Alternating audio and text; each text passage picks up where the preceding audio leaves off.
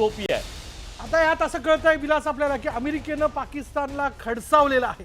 काश्मीरमध्ये जे झालं ते दुर्दैवी असल्याचं आता खुद्द अमेरिकेने म्हटलेलं आहे. आता अमेरिकासारखं राष्ट्र देखील या सगळ्याच्यात आगळीक करताना दिसतंय. दहशतवादावरनं अमेरिकेनं पाकला जोरदार खडसावलेलं आहे, त्यांना सुनावल्याचं आपण बघतोय. अर्थात याचा एक मोठा परिणाम जो तो होऊ शकतो, कारण पाकिस्तानला ज्या ज्या देशांकडनं, चीन असेल, अमेरिका असेल, ज्यांच्याकडनं त्यांची अर्थव्यवस्था सुधारण्याकरता किंवा त्यांच्या विकासाकरता कर्जाऊ स्वरूपात जो निधी मिळतो, त्यात पाकिस्तान देखील आघाडीवरती, आपलं माफ करा, अमेरिका देखील आघाडीवरती असतं. आणि आता त्याच अमेरिकेने पाकिस्तानला जोरदार खडसावल्याचं आपण बघतोय. पाकिस्तानच्या संरक्षण मंत्र्यांच्या सचिवांनी याबद्दलचं निवेदन जे आहे ते खुद्द टीव्हीवरती देऊ केलेलं आहे.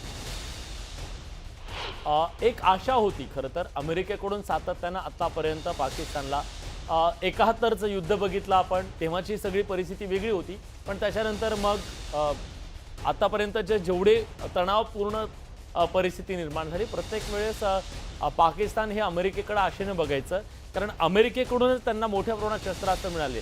पण अमेरिकेला आता हे कळून चुकलेलं आहे, हे ओझं आहे, याला सांभाळायचं कशासाठी? पाकिस्तानची गरज होती, त्याच्या भूमीचा वापर करायचा होता अमेरिकेला.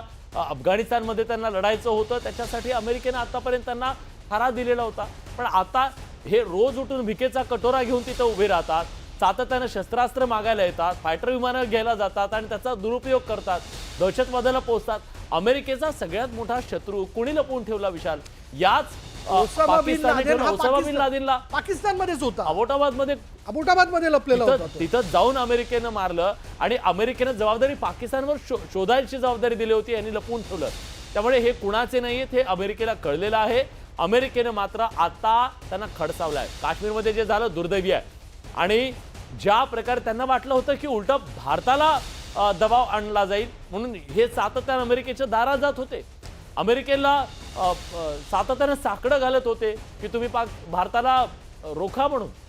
हे पण या सगळ्या याच्यात खरं कूटनीतीचा भाग म्हणून अमेरिकेबद्दल देखील बोलायला हवं. अमेरिकेने हे फार आधी करणं फार आवश्यक होतं. याच दहशतवादाचा फटका जो ओसामा बिन लादेन अमेरिकेनं वाढवला, तोच त्यांच्या जीवावरती उठला होता.